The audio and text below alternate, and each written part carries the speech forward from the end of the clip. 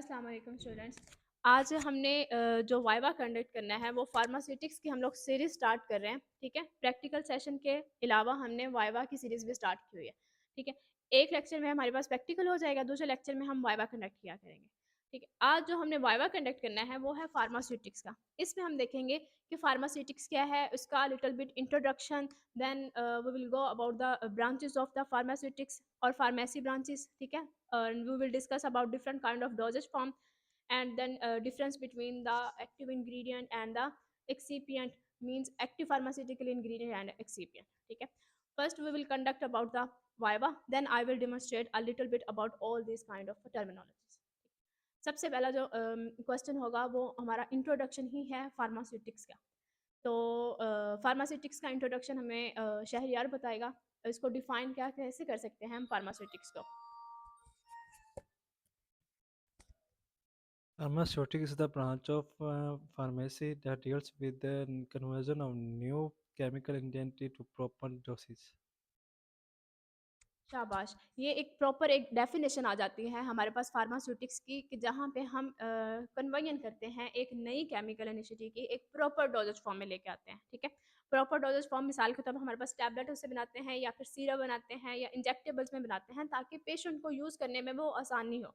बजाए इसके कि जो नई डिस्कवरी हमने की है वो प्रॉपर एक डोज़ेज फ़ॉर्म में ही नहीं है, ठीक है? तो वो पेशेंट को आइडिया नहीं होगा कि मुझे इसकी कितनी डोज़ लेनी है या कितने इसकी स्ट्रेंथ यूज़ करनी है। कितनी दफ़ा या कितने दिन तक इस्तेमाल करना है। तो हम इसे एक प्रॉपर डोज़ेज फ़ॉर्म के साथ उसकी एक डोज़ेज भी बना के देंगे, ठीक है? कि हमने कितनी डोज़ देनी है और उसकी डोज़ेज मतलब कितनी फ्रीक्वेंसी के साथ पेशेंट ने उसको इस्तेमाल करना है। तो ये सारी चीज़ें हम पढ़ेंगे फार्मास्यूटिक्स में। अब हमारे पास फार्मास्यूटिक्स में इसके अलावा डिफरेंट ब्रांचेज़ हैं फार्मेसी की। फार्मेसी की ब्रांचेज़ हमें अली हसन बताएँगे। ब्रांचेस में आ जाती है फार्मास्यूटिक्स, फार्माकोलॉजी, फार्माकोलॉजी, शाबाश। फार्मेसी प्रैक्टिस, फार्मेसी, फार्माकोग्नोसी और फार्मास्यूटिकल फार्मास्यूटिकल केमिस्ट्री, केमिस्ट्री और फार्मास्यूटिकल टेक्नोलॉजी। टेक्नोलॉजी आ गई। ये हमारे पास सारी फार्मास्यूटिक्स की ब्रांचेज़ आ जाती हैं, जिसमें हम पढ़ते हैं फार्माकोग्नोसी का सबसे पहले। तो फार्माकोग्नोसी ऐसी ब्रांच है जिसमें हम नेचुरल जो ड्रग्स होती हैं, जो हम कुदरती तौर पर हासिल करते हैं, उनको पढ़ते हैं। जो डिफरेंट क्रूड ड्रग होती हैं, जो अपने अनरिफाइंड फॉर्म में होती हैं, ठीक है? उसको हम जहाँ पढ़ेंगे वो हमारी आ जाएगी फार्माकोग्नोसी। फार्माकोलॉजी फार्मेसी की एक ऐसी ब्रांच है जिसमें हम जो ड्रग्स होती हैं उनका जो थेरापेटिक या फार्माकोलॉजिकल इफेक्ट होता है लिविंग ऑर्गेनिजम्स के ऊपर, हम उसको डिस्कस करते हैं फार्माकोलॉजी में। जब तीसरी हमारे पास फार्मेसी प्रैक्टिस आती है। फार्मेसी प्रैक्टिस में हम जो प्रैक्टिस कर रहे होते हैं, ठीक है? प्रैक्टिकल जो अपना पोर्शन होता है, हम उसको पेशेंट केयर की तरफ लेके जाते हैं, ठीक है? कि पेशेंट्स को हमने मेडिसिन को डिस्पेंस कैसे करना है।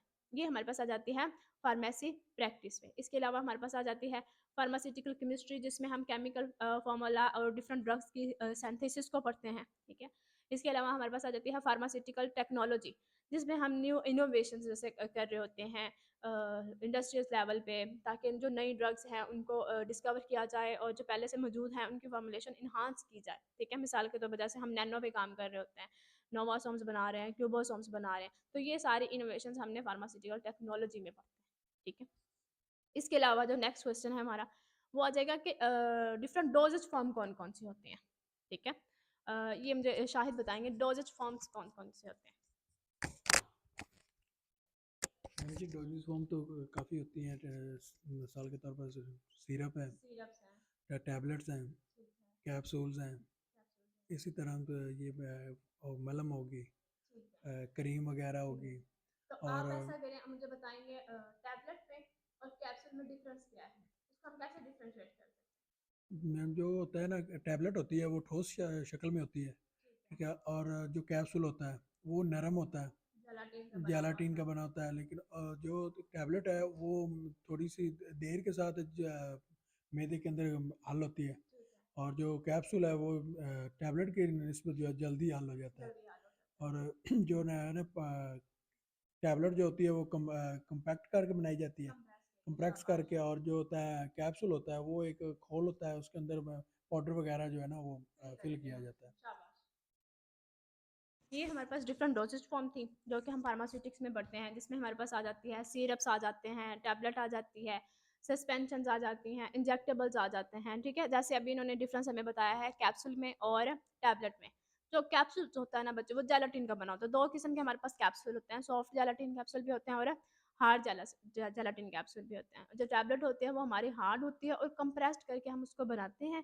डिफरेंस मेन ये आ जाता है कि जो टैबलेट है वो ज़्यादा टाइम लेती है डिसइंटीग्रेट होने में, जबकि इसके बरक्स जो हमारा कैप्सूल है वो कम टाइम में जो स्टमक के अंदर है वो डिसइंटीग्रेट होके डिज़ोल्व होके अब्ज़ॉर्प्शन जल्दी करवा देता है। ठीक है?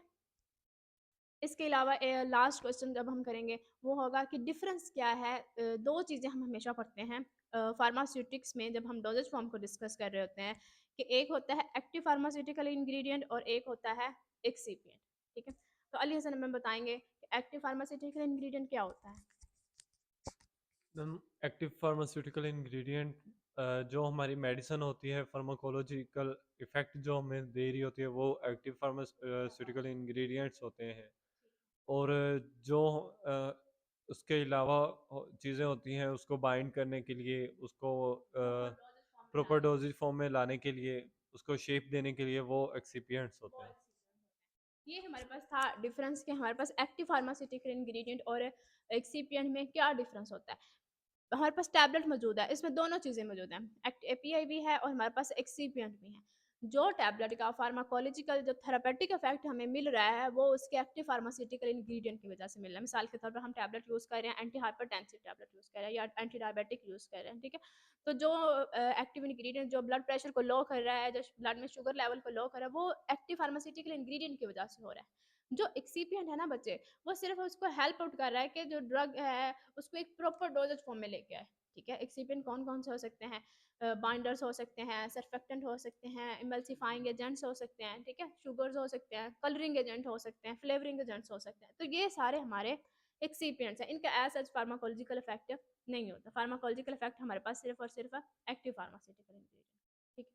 तो ये आज का हमारा वाइवा सेशन था फार्मास्यूटिक्स के लिए, जिसमें हमने इंट्रोडक्शन किया फार्मास्यूटिक्स का और इसके डिफरेंट ब्रांचेस का, और फिर हमने ब्रांचेस को देखा और उनमें डिफरेंट डोजेस फॉर्म को देखा। ठीक है? Thank you.